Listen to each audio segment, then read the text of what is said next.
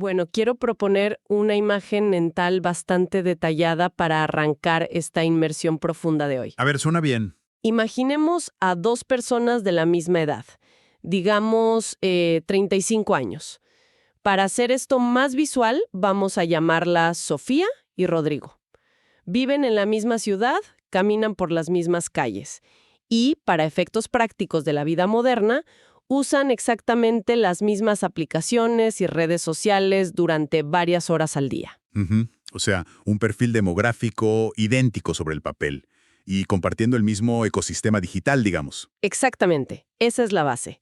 Ahora, pongamos sobre la mesa que esta misma mañana ocurre un evento de gran magnitud a nivel nacional. Claro. Puede ser, no sé, la aprobación de una reforma económica súper compleja o un giro político drástico. Algo que inevitablemente va a tener un impacto real en la vida diaria de toda la población. Y bueno, Sofía y Rodrigo se despiertan, preparan el desayuno y, como hace la inmensa mayoría de la sociedad hoy en día, el primer reflejo del día es desbloquear la pantalla del teléfono. Sí, para entender qué está pasando en el mundo, ¿no? Es el momento en el que el cerebro busca ubicarse en su entorno antes de siquiera empezar la jornada. Totalmente. Y aquí es donde la arquitectura de la realidad se fractura por completo, porque Sofía empieza a deslizar la pantalla y su muro está inundado de titulares que enmarcan este evento como una catástrofe sin precedentes. Los analistas que aparecen en sus videos advierten sobre daños irreparables a la economía. Las secciones de comentarios debajo de cada publicación son un mar de indignación, sarcasmo y mucho miedo. ¡Wow! La frecuencia cardíaca de Sofía probablemente se acelera un poco. Y claro, bloquea la pantalla sintiendo un peso enorme, convencida de que el país está al borde del abismo. Claro, es una experiencia inmersiva que está diseñada alrededor de la percepción de amenaza. Así es. Pero, por otro lado, al otro lado de la misma ciudad, Rodrigo está mirando una pantalla que parece reportar desde otra dimensión. Su muro enmarca exactamente la misma reforma política como un triunfo largamente esperado. Ujú. Los expertos que el algoritmo le pone enfrente desglosan los beneficios a largo plazo y usan gráficos súper optimistas. Los comentarios celebran el coraje de la decisión. Y Rodrigo termina su café sintiendo un alivio profundo, o sea, una esperanza genuina sobre el futuro. Y te digo algo, la pieza más perturbadora de este rompecabezas no es la diferencia de opiniones. Es que ni Sofía ni Rodrigo están consumiendo noticias falsas o teorías de conspiración. Exacto. Ambos están leyendo artículos basados en hechos reales, producidos por fuentes verificables y legítimas. No hay mentiras ahí. Y esa paradoja es precisamente la misión de nuestro análisis a fondo de hoy. Porque, a ver, ¿cómo es posible consumir la misma realidad objetiva y terminar habitando dos universos psicológicos completamente aislados el uno del otro? Para entender esto, tenemos un documento base fascinante titulado 06 Cómo el algoritmo decide lo que piensas.docs. Un texto clave, sí. Además de nuestras propias notas sobre psicología conductual. El objetivo de esta inmersión es, pues, diseccionar los engranajes de lo que conocemos como la burbuja de filtros. Y más crítico aún, y aquí hago énfasis para quienes nos escuchan, examinar cómo esta infraestructura opera como un amplificador gigantesco de todas las fallas cognitivas del cerebro humano. Es un análisis imperativo hoy en día, porque existe esta tendencia generalizada a pensar en las pantallas como si fueran ventanas transparentes hacia el mundo exterior. Claro. La presunción es que el paisaje al otro lado del cristal es el mismo para cualquiera que se asome. Pero la realidad técnica es que ese cristal ha sido curvado, polarizado y teñido microscópicamente para cada usuario individual, utilizando miles de puntos de datos sobre su comportamiento pasado. Bueno, vamos a desempacar esto, porque la mecánica detrás de ese cristal es increíble. Para comprender lo que viven Sofía y Rodrigo, es necesario rastrear el momento exacto en que la red dejó de ser una plaza pública para convertirse en este salón de espejos. El documento nos remonta a la génesis del concepto, que fue acuñado por ahí del 2011 por el activista Eli Pariser. Sí, y el descubrimiento de Pariser ofrece una ilustración perfecta porque surgió de una anomalía súper cotidiana. Él siempre se identificó con posturas políticas progresistas, pero mantenía intencionalmente contacto en sus redes con conocidos de ideología conservadora. Ujú. Su objetivo era simplemente tener un panorama completo de lo que pensaba el otro lado del espectro. hasta que un día, al revisar su muro, notó una ausencia total. Wow. Los enlaces, las opiniones y las noticias que compartían sus contactos conservadores habían dejado de aparecer por completo en su flujo de información. Y la clave aquí, y creo que es fundamental aclararlo, es que no hubo una acción manual. Él jamás bloqueó a nadie ni alteró sus preferencias de privacidad para silenciarlos. Para nada. La desaparición fue orquestada por el código de la plataforma actuando en las sombras. El sistema de recomendación, a través de aprendizaje automático, empezó a registrar pequeños patrones de comportamiento. O sea, en qué enlaces Pariser detenía la mirada más tiempo, qué publicaciones recibían su interacción. Claro, el sistema lo estaba midiendo. Exacto. Al identificar una inclinación clara hacia el contenido progresista, el algoritmo recalculó sus parámetros y determinó que el contenido conservador ya no era relevante para él. Y gradualmente fue eliminando las voces disidentes hasta dejar un ecosistema perfectamente alineado con sus ideas previas. Es una dinámica que requiere una imagen clara. Y se me ocurre esto. Es como si alguien entrara a una biblioteca gigantesca buscando informarse. Pero el bibliotecario ha corrido a esconder en secreto todos los libros que no coinciden con el género favorito del lector. Esa es una gran analogía. Y el peligro es que el bibliotecario jamás avisa que hizo esto. El lector camina por los pasillos súper convencido de que está viendo la colección completa y absoluta del conocimiento humano, cuando en realidad solo está recorriendo un pasillo minuciosamente curado para no incomodarlo. Y fíjate que esa ilusión de totalidad se puede comprobar matemáticamente. El texto original cita el famoso experimento de los dos Googles, que demostró la tesis de Pariser de forma empírica. Sí, ese experimento es revelador. La premisa fue pedir a distintos individuos que introdujeran exactamente el mismo término de búsqueda, en el mismo buscador y en el mismo instante.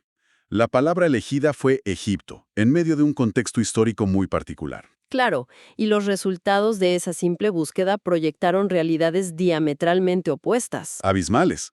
Para un perfil, el algoritmo evaluó su historial de interés en geopolítica, su ubicación y sus lecturas pasadas, y le devolvió una pantalla dominada por noticias de última hora sobre las protestas de la primavera árabe, análisis de derechos humanos, crisis institucionales. Todo noticias duras. Exacto. Pero para el otro perfil, al evaluar un historial distinto, el mismo motor de búsqueda interpretó la palabra Egipto como un destino de ocio. Su pantalla se llenó de ofertas de vuelos, paquetes de cruceros por el Nilo y guías turísticas de resorts. El motor de búsqueda, la base de datos y la palabra introducida eran idénticos, pero la realidad entregada fue fabricada a medida. Y ante una manipulación tan profunda de la información, creo que el instinto natural de cualquiera es buscar un culpable.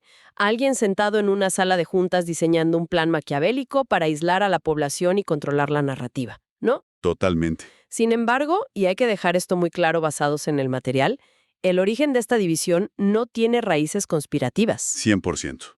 Lo fascinante de esto es que la arquitectura detrás de estas burbujas no nació del deseo de polarizar, sino de una necesidad, de una imperativa de optimización comercial. Claro, el modelo de negocio. Durante la transición hacia el contenido digital infinito, las grandes plataformas enfrentaron un problema de rentabilidad.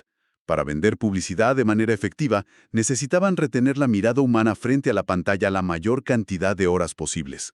Ujú. La métrica reina, el único faro que guiaba a los ingenieros, era el tiempo de retención en pantalla. Nadie programó una instrucción que dijera algo como «oculta las opiniones contrarias para dividir a la sociedad». Simplemente construyeron redes neuronales encargadas de resolver una ecuación.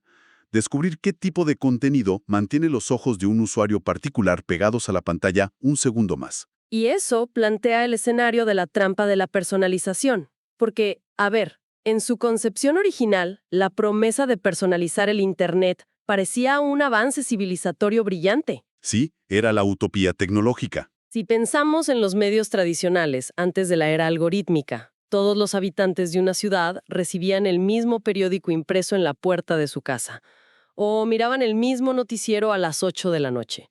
Era un modelo genérico.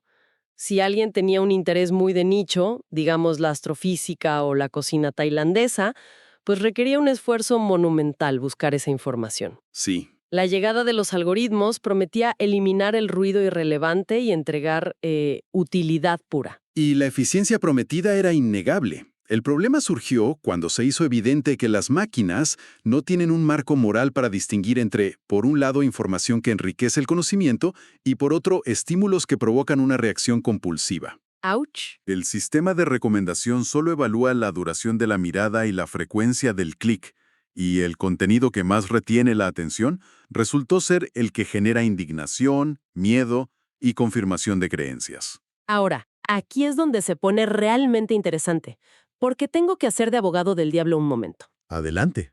A ver, ¿no es esto culpa nuestra en el fondo? Si nosotros somos los que hacemos clic compulsivamente en el titular escandaloso, en el miedo o en la indignación hacia otro grupo, ¿no nos están dando los algoritmos exactamente lo que secretamente pedimos? ¿No somos los humanos los arquitectos de nuestra propia trampa? Es una pregunta excelente, pero si conectamos esto con el panorama general, reducirlo a una simple decisión consciente del usuario ignora la enorme asimetría de poder que hay entre la neurobiología humana y las supercomputadoras. Ok. Al optimizar ciegamente el tiempo en pantalla, los algoritmos realizaron un descubrimiento empírico sobre nuestra evolución. A través de miles de millones de pruebas diarias, la inteligencia artificial aprendió que el camino más rápido para monopolizar la atención no pasa por la corteza prefrontal. Que es donde está la lógica, ¿no? Exactamente, la lógica y el pensamiento crítico. El atajo perfecto es el sistema límbico, que es la región del cerebro encargada de procesar las emociones primarias y los reflejos de supervivencia. O sea, el algoritmo aprendió a presionar los botones de nuestro instinto de conservación. Tal cual. Desde una perspectiva evolutiva, un cerebro en la naturaleza no podía darse el lujo de ignorar una amenaza potencial, como el crujido de unas ramas. Claro, podía ser un depredador. Así es. Y hoy, el equivalente a esa amenaza es el titular que genera indignación moral, el video que induce miedo profundo o la publicación que ataca la identidad de tu grupo. El algoritmo no entiende lo que es el enojo o el terror. Solo registra que cierto contenido paraliza el dedo del usuario y evita que siga adelante. ¡Wow! Así, la personalización muta de ser una herramienta súper útil a ser un embudo de reactividad emocional. Y esa base neurológica es la que convierte a la burbuja de filtros en algo tan letal. Porque no es simplemente un software mostrando preferencias, es una mega infraestructura invisible que toma nuestras fallas cognitivas preexistentes y las escala a niveles industriales. Sí, usa nuestra propia psicología como combustible. Exacto. El análisis desglosa 5 sesgos específicos que la tecnología convierte en características de diseño. Vamos con el primero, el sesgo de confirmación. Evolutivamente, entiendo que es agotador para el cerebro procesar información que contradice nuestras creencias. Sí, cuesta mucha energía cuestionar la propia visión del mundo, y la burbuja de filtros automatiza esa conservación de energía mental. Como una máquina de confirmación. Exacto, una máquina de confirmación automatizada. Al detectar rápidamente qué narrativas validan el estilo de vida o las convicciones de un usuario, inunda el feed de contenido afín. Ya no se requiere el esfuerzo activo de buscar personas que piensen igual. Claro. Todo se reconfigura en microsegundos para crear un entorno sin fricción intelectual. Y esto genera la peligrosa ilusión de que todo el mundo piensa de la misma manera. Y el orden en el que aparece esta validación tampoco es al azar, lo cual nos lleva al segundo sesgo, el efecto de anclaje. En psicología clásica, la primera pieza de información condiciona cómo interpretamos todo lo que sigue, ¿verdad? Así es. Es inquietante pensar cómo el algoritmo aplica esto al primer instante de nuestro día. El efecto de anclaje algorítmico es devastador para la retención. Las plataformas categorizan el contenido por su volatilidad emocional. Al encender la pantalla por la mañana, esa primera publicación incendiaria no aparece por orden cronológico. No es casualidad. Para nada. Ha sido seleccionada matemáticamente para inyectar un estado de alarma, y ese estímulo funciona como el ancla emocional del resto de la jornada. Si el ancla es el miedo a un colapso económico o furia política, toda la información del día será vista bajo esa óptica defensiva. Es como si te pusieran unos lentes teñidos de rojo intenso a las 7 de la mañana y luego pasas el resto del día aterrado porque todo parece estar en llamas. Gran imagen. Ahora, esta sobrecarga necesita una válvula de escape. Y ahí es donde entra el tercer punto, el efecto Dunning-Kruger, que es este fenómeno donde la falta de conocimiento profundo sobre un tema genera una falsa confianza masiva en uno mismo. El documento lo llama Dunning-Kruger a escala industrial. Sí, porque las plataformas actuales priorizan formatos extremadamente condensados, penalizan los textos largos y recompensan explicaciones de 60 segundos. Al reducir temas de una complejidad insondable, como la epidemiología global o la inflación, a cápsulas de un minuto, se elimina todo el contexto. Te entregan la conclusión sin el proceso de investigación. Exactamente. Y el resultado de consumir cientos de estas cápsulas diarias es la creación de una falsa certeza. Te da la ilusión de dominar múltiples disciplinas sin haber consultado jamás una fuente primaria. Y el algoritmo alimenta esto, porque un usuario seguro de sí mismo debate más ferozmente y pasa más tiempo ahí. Pero la ironía, es que esta falsa seguridad convive con un sentido constante de amenaza, lo que nos lleva al cuarto sesgo, la aversión a la pérdida. Matemáticamente, el impacto de perder algo es casi el doble de poderoso que la alegría de ganar algo. ¿Cómo traduce el código esta simetría? Bueno, en la búsqueda de maximizar el tiempo en pantalla, los modelos descubrieron que la narrativa de la ganancia, o sea, las buenas noticias, pierde eficacia rápido. El cerebro se adapta a lo positivo. Claro, nos acostumbramos. Sí, sin embargo, la percepción de amenaza no se desvanece, porque está ligada a la supervivencia.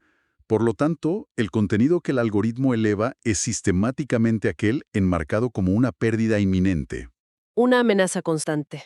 Mantienen al usuario sintiendo que está a punto de perder su estabilidad, sus valores, su identidad. Es un estado crónico de estrés. Y la pieza final, el quinto sesgo que asegura que nadie escape, es el costo hundido. Esta aversión a abandonar una inversión de tiempo incluso cuando nos hace daño. Tras años en una plataforma, el historial de personalización es gigantesco. Sí, salir se vuelve dificilísimo. Cada clic ha construido un modelo predictivo súper sofisticado. Romper la burbuja requeriría enfrentarse a un feed desordenado y genérico al principio, y la fricción es tan grande que la mente prefiere quedarse en su celda. Se me ocurre una metáfora para este costo hundido tecnológico. Es como un sillón viejo que ya nos da un dolor de espalda terrible. Racionalmente sabemos que nos hace daño, pero nadie quiere tirarlo porque el cojín ya tiene la forma exacta de nuestro cuerpo tras años de uso. Totalmente. Esa comodidad deformada hace que pensar en un mueble nuevo y rígido sea insoportable. Pero levantarse de ese sillón es vital, porque toda esta estructura no solo nos aísla, sino que desdibuja la realidad misma. Y esto plantea una pregunta importante sobre cómo operan estos sistemas en el fondo, creando puntos ciegos masivos. La gravedad de un punto ciego no radica en la ignorancia en sí misma, sino en la incapacidad absoluta de saber que se está ignorando algo. Y todo este diagnóstico, que suena bastante oscuro, nos empuja inevitablemente a la búsqueda de soluciones. Afortunadamente, el material descarta la idea utópica de tirar el teléfono al río y vivir en una cabaña en el bosque. Sin dejar las redes no es realista hoy en día. Para nada. En cambio, propone 3 niveles de acción práctica, rutas de escape para hackear el laberinto. El nivel 1 es súper interesante. Implica contaminar el feed. Sí, contaminar el algoritmo es un ejercicio de ingeniería inversa. La estrategia consiste en inyectar anomalías en el sistema, seguir a 3 o 4 fuentes inteligentes que piensen diferente. Ojo, no a los trolls. No, exacto, no buscar provocadores, sino voces sólidas que desafíen tus convicciones. Interactuar con ellas reprograma el sistema desde adentro y rompe el monopolio de la visión única. Entonces, ¿qué significa todo esto en la práctica? Porque es súper contraintuitivo. Es como echarle deliberadamente sal a un café muy dulce. Se siente rarísimo buscar activamente opiniones con las que no estamos de acuerdo, pero es la única forma de equilibrar la balanza, ¿no? Es una excelente forma de verlo. El nivel 2, por su parte, ataca la eficiencia de las aplicaciones creando fricción artificial. ¿Apagar notificaciones, por ejemplo? Exacto. Ocultar el feed principal, poner límites de tiempo, porque el diseño actual elimina obstáculos para que el consumo sea instintivo. Esa fricción adicional, esos milisegundos extra que tardas en abrir la aplicación, le dan tiempo a la corteza prefrontal para intervenir antes de que la emoción, o sea, el sistema límbico, tome el control. Esa pequeña pausa es la diferencia entre informarse y caer en 3 horas de indignación tóxica. Y finalmente, el nivel 3 es diversificar radicalmente las fuentes de realidad. Sí, salir del ecosistema optimizado. Leer fuentes primarias completas, hablar con personas fuera de tu entorno habitual y salir de contextos donde todos piensan igual. Es un anclaje forzoso a la realidad física. Y fíjate que toda esta exploración sobre nuestras propias fallas cognitivas no busca hacernos sentir culpables. Como vimos, el cerebro simplemente funciona bajo parámetros evolutivos antiguos en un entorno que cambia rapidísimo. Claro. Y creo que aquí entra un punto que me parece fundamental resaltar. Para quienes nos escuchan, y me incluyo totalmente, y esto también lo aborda el documento respetando todas las posturas sin tomar partido, tener puntos ciegos no es una debilidad moral. No, para nada. Reconocerlos nos hace más lúcidos. Las fallas de la mente deben tratarse como información, como un mapa que nos indica dónde caminar con más cuidado. Y para aplicar ese mapa en el día a día, el material nos regala un pequeño autotest, una herramienta práctica para evaluar nuestra propia burbuja. Es un protocolo súper sencillo. ¿Sí? Antes de abrir cualquier red social hay que preguntarse, ¿qué espero encontrar aquí? Y al cerrarla, ¿encontré algo que no esperaba o que me contradijo frontalmente? Si la respuesta es no, es la prueba definitiva de que vivimos dentro de una burbuja de filtros impecable. Y reconocerla es el primer lugar para empezar. Y fíjate, para cerrar con una idea que me parece crucial, me gustaría plantear un pensamiento provocador que expande un poco esta conversación. A ver, Si los algoritmos actuales ya son expertos en aislarnos usando contenido real, usando noticias verdaderas, ¿qué pasará en unos pocos años cuando la inteligencia artificial generativa sea tan avanzada que nuestra burbuja ya no esté hecha de noticias reales seleccionadas, sino de realidades artificiales creadas desde cero? wow. Realidades diseñadas milimétricamente solo para complacer o aterrorizar nuestro perfil psicológico individual. Es escalofriante. Pasar de una curaduría de la realidad a una realidad totalmente sintética a medida, definitivamente es algo para dejar reflexionando a toda nuestra audiencia. Ha sido un análisis verdaderamente fascinante y necesario sobre cómo consumimos información. Un placer desempetar todo esto hoy. La lucidez empieza cuestionando ese cristal. Totalmente. Invitamos a todos a probar ese autotest la próxima vez que desbloqueen la pantalla. Nos encontramos en la próxima inmersión profunda.